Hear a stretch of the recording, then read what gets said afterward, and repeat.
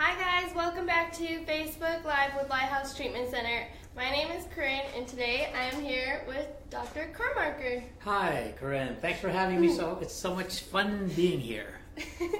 Would you like to tell us a little bit about yourself and what inspired you to get into this field? Sure, absolutely. So the most important thing I can tell you and tell the audience is that today I have 14 years in recovery. And 1 week from today, if I keep doing what I'm doing, I'll have 15 years, so 14 solid. And since I started this program of recovery, I've had a fantastic journey, absolutely fantastic journey. For a number of years, I had my own subacute detox and a residential inpatient program. I have obtained my advanced degrees, my master's and my doctorate now coming up. Since I got sober, I married again since I got sober. I have a puppy since I got sober. So I have had I've taken some really wonderful trips since I got sober. And so that's really when I realized what my recovery was all about. I felt this pull around the time I was 3-4 years into my recovery that I wanted to help people. And so that kind of led me to starting my own residential treatment program. And so now what I'm doing is, since then, I've had some wonderful things happen. I was asked to co-author a book, and we published a book with Palgrave and Macmillan, and it's now offered in 17 countries on cultural diversity and inclusion. And so I'm now going to treatment centers, and I'm training the staff on taking a look at their clients from a cultural diversity aspect and an inclusion aspect. We certainly know cultural diversity here in terms of the LGBTQ community, but also our clients come from different walks of life. They can have an Asian background, they can have a Middle Eastern background, different religions, and so we want to kind of take that into consideration and not create a one-size-fits-all clinical template for every client that comes through. That's awesome. Is there a typical profile of a person addicted to drugs and alcohol? What a great question. Is there a typical profile? And you know what? There isn't. I have treated pilots, physicians, dentists, janitors, housewives, kids who come from broken homes, kids who come from extremely well-to-do homes, people from India, from the Middle East, from South America. I've even treated a pastor who came to my treatment center, and he's coming up on now 5 years of recovery. Oh, wow. So yeah, we don't have a very specific profile that if you have this background, therefore you're going to become an alcoholic or an addict. What are some of the signs that you may be dependent on drugs and alcohol? Another great question. So initially we start using alcohol and sometimes even drugs like marijuana as a social lubricant.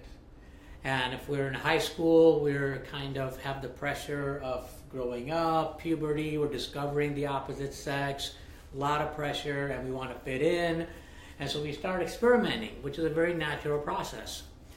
And then we realize, for some of us, that when we take that first hit or we take that first drink, there's this warm feeling that comes about, like, oh, I have arrived. This is really cool. I'm a better speaker. I can talk to good-looking girls.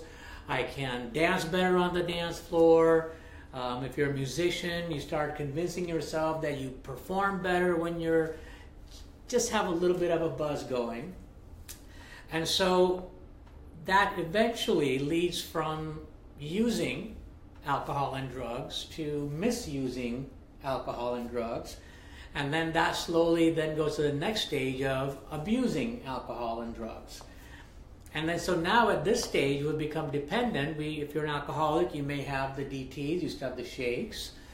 If you're a drug addict or an alcoholic, you're constantly obsessing of when is the next time I'll be able to get one quick hit, a quick drink. And then so now we are kind of careless about going back to our job after a break. even showing up for work the next day.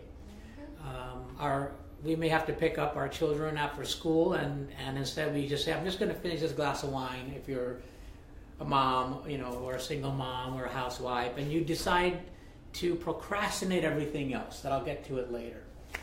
And so if your life slowly starts getting to that point where there's a little bit of unmanageability going on, and you are now trying to create these arguments or causes to have that next drink, and you're starting to sense somewhat of powerlessness, and others are pointing that out to you, that there might be something going on, that's when you know that now you have crossed that border. And it's very tricky, and that's why in the big book of Alcoholics, they talk about how this disease is cunning, baffling, and powerful, right? Mm-hmm. And you're always chasing the dragon. You're always chasing the dragon. Always. Always. And one more is never enough. Never. I remember horrible. How do drugs and alcohol affect the brain? Okay. So drugs and alcohol, basically the most simplest answer I can give you is that they hijack the brain. So behind here is a prefrontal cortex, and two things happen in the prefrontal cortex. That has our executive decision making and also our emotional intelligence. And so oftentimes what happens is if you, let's say, hypothetically started using at the age of 12. And so what happens at that very moment, your prefrontal cortex has gone into a state of arrested development. That means even though you're going to grow physically, you're going to go from 12 to 14 to 16 to 28, and the disease is progressive, right? It's chronic. You keep using no matter all the negative consequences. And when you're asked to do something as a 28-year-old or as a 48-year-old, you respond back like a 12-year-old, right? So now, emotionally, so we have the emotional intelligence quotient that gets arrested. And then we'll talk later. I know you say you have some questions on some of the physical damage that happens. And so certainly there's neurological damage. So we're just burning up our brain cells like a forest fire that happened here, right? The wildfire that happened here in Southern California. Literally, we're just, if you take a look at a reference EEG or an MRI of a brain, you'll see this red area of just cells that have been completely burnt. So what I've heard is that many people with mental health problems tend to self-medicate with drugs and alcohol. Is that true? They do, because the effect that you get from using, that we want instant gratification, right? Mm-hmm. So if we've been given a set of prescribed drugs to manage some of our mental health issues, and the body develops tolerance, and something just horrible happens in your life, and there's no other way to deal with it, then we'll turn to illicit drugs and we'll turn to alcohol because it gives us that instant escape that prescribed medications haven't been doing for us. And so now we've really created this vicious cycle of using both our prescribed medications and illegal medications or illegal drugs.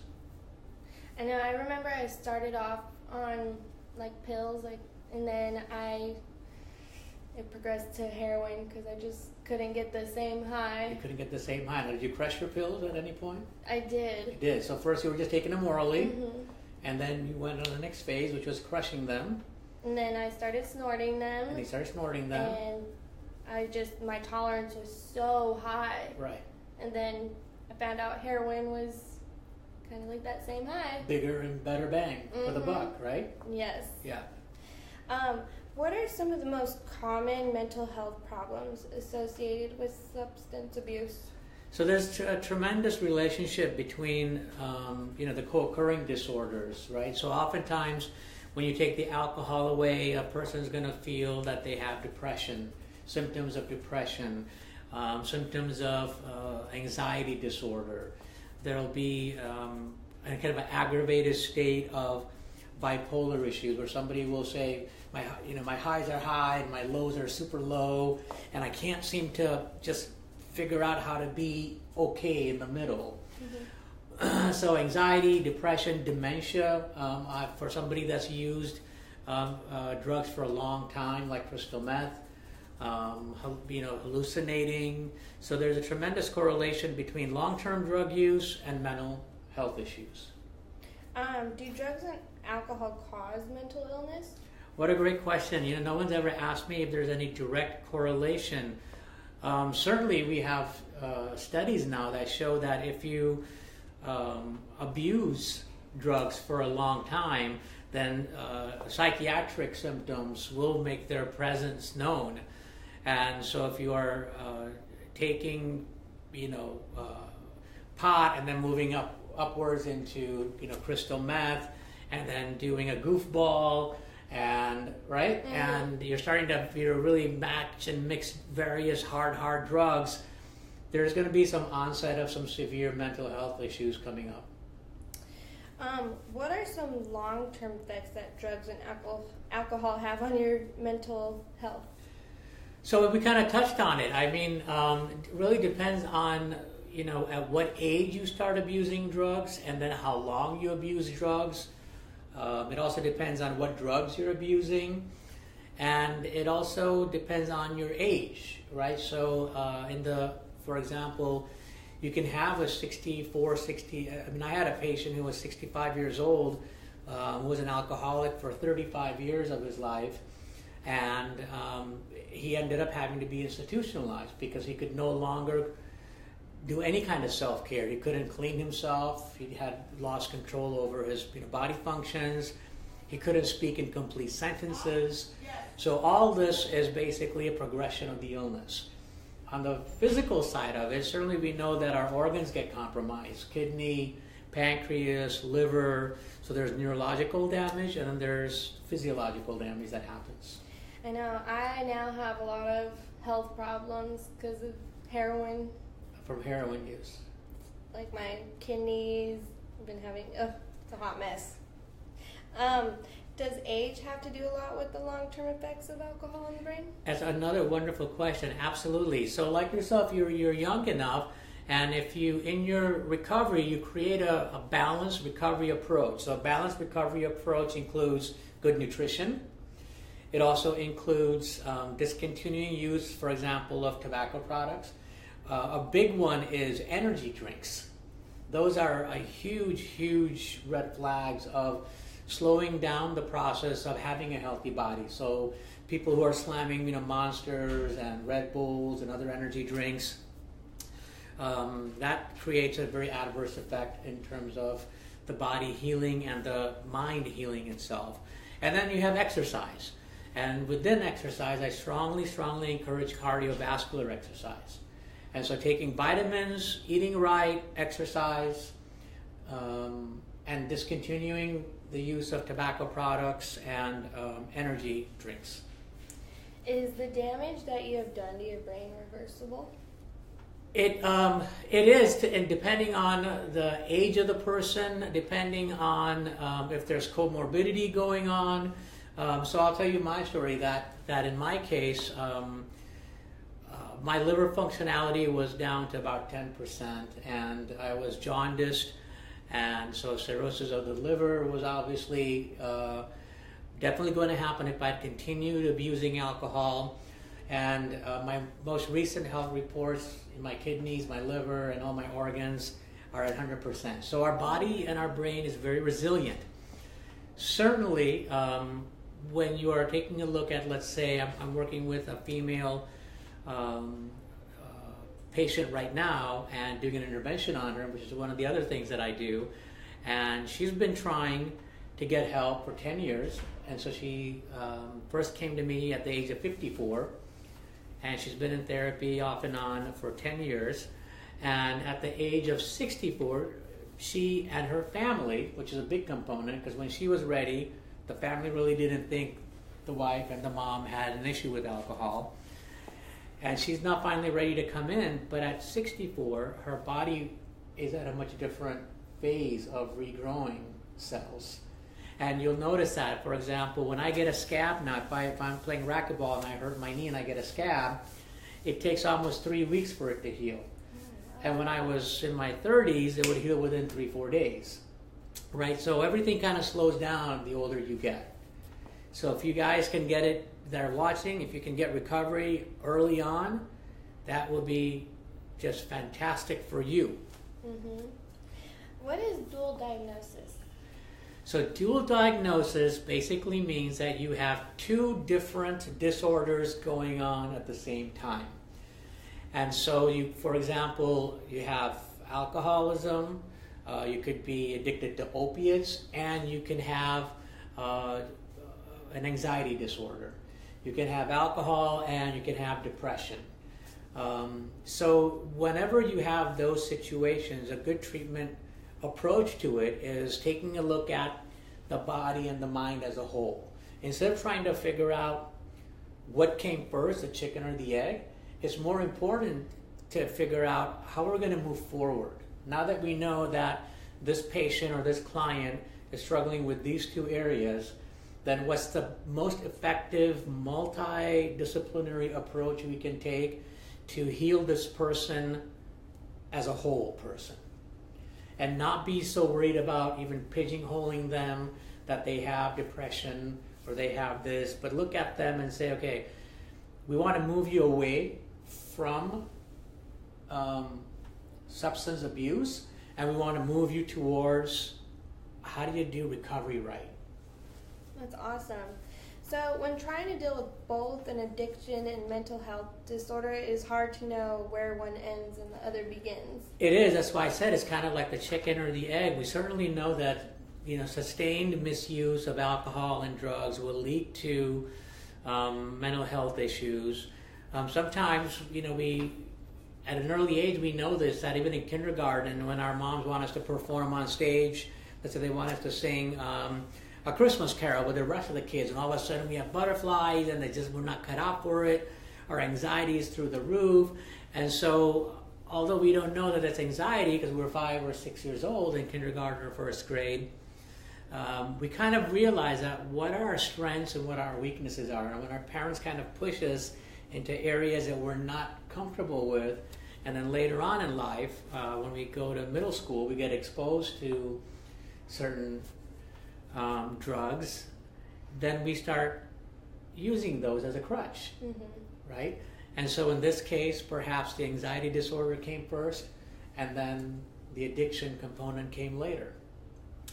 But it's more important not to worry about what came first, but identifying that I have both, and I'm going to treat both with the same amount of gusto as I used to when I needed to score something. So how does recovery affect you physically and mentally? So what recovery does is that once that the drugs and alcohol are gone, now we have all this time on our hands. And now we have to focus on how to get healthy. The mind, so we can use techniques like meditation, which is an incredible way, by the way, to regenerate the brain cells. So using meditation, using exercise, being of service. So after we have realized that, hey, we're getting better now, but there's still some people who are out there who are sicker than us. Then turning right around and kind of putting your hand out there and grabbing them from the water or the alcohol, the booze that they're floating in, and picking them up and putting them on the boat you're on. And so when you start being of service, that affects our self-esteem. And then if you look at Maslow's theory of hierarchy, where they have the pyramid, right? So self-actualization and self-esteem are very high up. And so in our early recovery, we're worried about our physiological needs, our food, water, and shelter, right? Sometimes our addiction takes us to a place where we don't have food. We're homeless, right?